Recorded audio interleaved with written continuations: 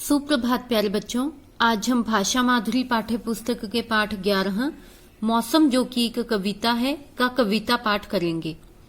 बच्चों, हमारे भारत देश में बारी बारी से 6 ऋतुएं आती हैं और हम समय समय पर इन ऋतुओं का आनंद लेते हैं।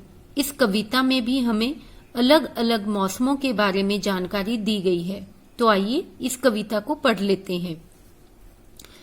प्रकृति के हैं रूप निराले, आओ देखो मौसम मत वाले। बच्चों, प्रकृति शब्द का अर्थ होता है कुदरत, निराले शब्द का अर्थ होता है अनोखे और मत वाले शब्द का अर्थ होता है मस्त। पहली पंक्ति में कहा गया है कि जो हमारी प्रकृति है अर्थात जो हमारी कुदरत है उसके रूप अनोखे हैं। यहाँ पे कुदरत के कौन से रूपों की बात की गई है? बच्चों, हमारी प्रकृति के अलग अलग रूप हैं, जैसे कि पेड़ पौधे, नदियां, झरने, सागर, पर्वत, पहाड़ आदि। ये सब क्या है? हमारी प्रकृति के अलग अलग रूप हैं और ये सारे रूप जो हैं देखने में बड़े ही अनोखे हैं। आओ देखो मौसम मत वाले। इस पंक्ति में कहा गया है कि हम आइए अब देखते हैं कि जो मौसम है वो कैसे मस्त कर देने वाले होते हैं। हम इस कविता के माध्यम से यह देखते हैं। जब सूरज तेज चमकता है, पृथ्वी का हृदय दहलता है। बच्चों, हमें यहाँ सबसे पहला चित्र किसका दे रखा है? गर्मी के मौसम का। देखिए, यहाँ पे एक बच्चा स्विमिंग पूल में तैर रहा है, एक बच्चा स्विमिंग पूल के किनारे बैठा है और सूरज भी जो है तेज चमक रहा है। तो ये पहला चित्र जो है गर्मी के मौसम से संबंधित है। और यहाँ कहा गया है कि जब सूरज तेज चमकता है तब क्या होता है? हमारी जो पृथ्वी है, उस पृथ्वी किसे कहा जाता है? धरती। हृदय का अर्थ होता है दिल और दहलता शब्द का अर्थ होता है कांपना। कि सूरज जब तेज चमकता है अर्थात यहाँ गर्मी के मौसम की बात की जा रही है कि जब बहुत ज्यादा गर्मी पड़ती है तब क्या होता है? जो धरती का दिल है वो गर्मी के कारण कांपने लग जाता है। गर्म हवा से सागर का जल भाप बन बन उड़ जाता है। अब बच्चों, इन पंक्तियों में कौन से मौसम का वर्णन किया गया है? बरसात के मौसम का। देखो, यहाँ पे दूसरे नंबर पे जो चित्र दे रखा है वो भी वर्षा ऋतु से ही संबंधित है। यहाँ कहा गया है कि गर्म हवा से जब सागर का जो जल है वो भाप बनकर उड़ जाता है। बच्चों, आपने साइंस में भी पढ़ा होगा कि जब सूरज की किरणें सागर के जल अर्थात पानी के ऊपर पड़ती हैं तब क्या होता है? सागर का जल भाप बन जाता है और वो भाप जो है जब आसमान में जाती है तो बादलों का रूप धारण कर लेती है। इसी भाप से बनते बादल जो छमछम वर्षा करते हैं और जो भाप ऊपर जाकर बादलों का रूप धारण कर लेती है वो धरती पर किस रूप में बरसती है? बारिश की बूंदों के रूप में।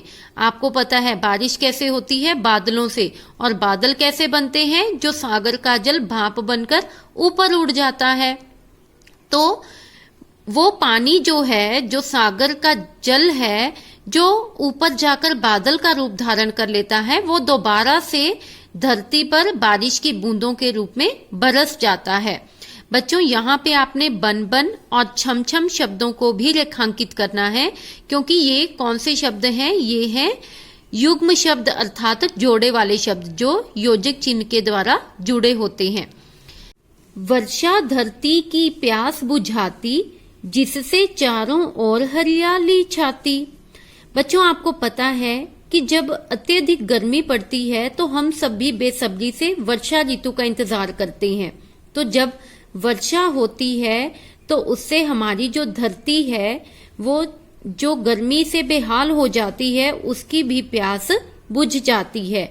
और जब धरती को पर्याप्त मात्रा में पानी मिल जाता है तो चारों ओर हरियाली ही हरियाली हो जाती है। बच्चों, यहाँ पे छाती शब्द का अर्थ होता है हो जाती है।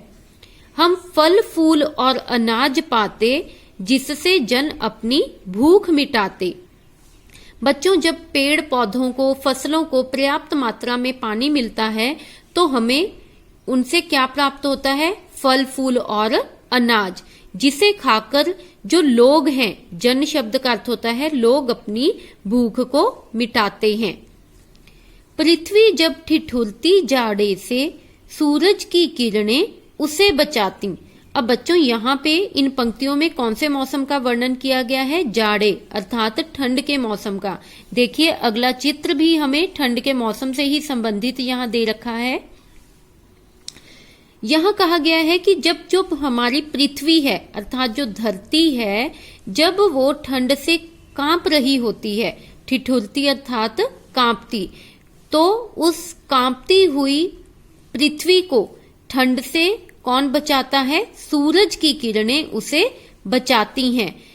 बच्चों आपको भी पता है जब अत्यधिक सर्दी पड़ती है तो हम लोग भी धूप सेकने के लिए दौड़ते हैं, है ना, क्योंकि धूप से हमें क्या होता है? धूप में बैठकर हमें सर्दी से राहत मिलती है।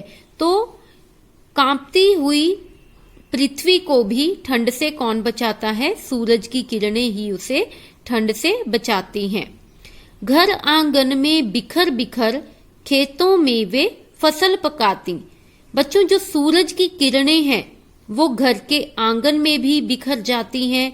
आपको पता है ना, सर्दी के मौसम में हम अपने घरों के आंगन में बैठकर धूप सेकते हैं, और क्या होता है, जब सूरज की किरणें खेतों में पड़ती हैं तो खेतों में जो फसल है वे उसे पकाने में सहायता करती हैं, क्योंकि फसलों को पकने के लिए धूप की जरूरत होती है। तो जो सूरज की किरणें जब फसलों पर पड़ती हैं खेतों में, तो फसल भी पककर तैयार हो जाती है। आगे है, किरणों से जब जाड़ा उड़ता, सब और बसंत का मेला जुड़ता। बच्चों अब इन पंक्तियों में बसंत की ऋतु का वर्णन किया गया है। देखिए यहाँ पे चित्र भी बसंत से ही संबंधित हमें दे रखा है। यहाँ पे झूले लगे हुए हैं, है ना, और यह एक मेले का अत्यंत ही सुंदर दृश्य दिखाई दे रहा है हमें यहाँ पे, क्योंकि जो बसंत का मौसम है उसे ऋतुओं का राजा भी कहा जाता है। बसंत के मौसम में क्या होता है, एक तो मौसम बहुत सुहावना होता है, इसमें जो ठंड है वो थोड़ी थोड़ी रह जाती है, बहुत ज्यादा सर्दी नहीं पड़ती है बसंत में। मौसम जो है वो बहुत ही सुहावना हो जाता है। जो बहुत ज्यादा मेले हैं वो भी बसंत में ही लगते हैं। किरणों से जब जाड़ा उड़ता, जाड़ा शब्द का अर्थ होता है सर्दी। किरणों से अर्थात जब सूरज की किरणों से जो सर्दी है जब वो समाप्त होने वाली होती है, सब और बसंत का मेला जुड़ता। तब कौन सा मेला लगता है? चारों तरफ बसंत का मेला लगता है। यहाँ पे जुड़ता शब्द का अर्थ है लगता है।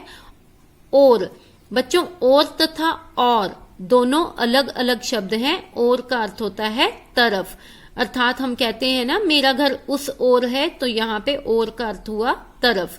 तो चारों ओर, सब और मतलब कि जो चारों दिशाएं हैं, उन चारों दिशाओं में कौन सा मेला जुड़ता है? बसंत का मेला लगता है। जुड़ता का अर्थ हुआ लगता है। चारों दिशाओं में खुशियां छाती, जीवन में मधुरता भर जाती। बच्चों मधुरता शब्द का अर्थ होता है मिठास। अब आप सबको तो पता ही है कि जो त्योहार है वो हम सबके जीवन में एक मिठास भर देते हैं, हम सबके जीवन में खुशियां लाते हैं।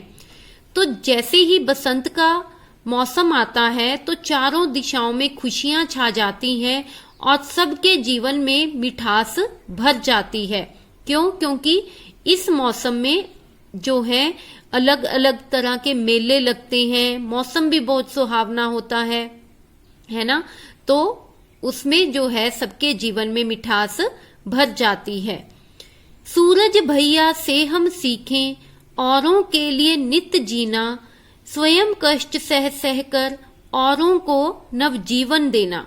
बच्चों यहाँ पे औरों शब्द का अर्थ होता है दूसरों, नित्य शब्द का अर्थ है प्रतिदिन, कष्ट शब्द का अर्थ होता है दुख और नव का अर्थ होता है नया। अब इन पंक्तियों में हमें क्या कहा गया है कि हमें सूरज से, सूरज भैया से हम सीखें। हमें सूरज से क्या सीखना चाहिए? दूसरों के लिए प्रतिदिन जीना, कि जिस तरह से सूरज जो है हमेशा दूसरों के लिए जीता है, दूसरों की सहायता करता है। अब आप सोचिए, अगर सूरज समय पर ना निकले तो क्या दिन हो पाएगा?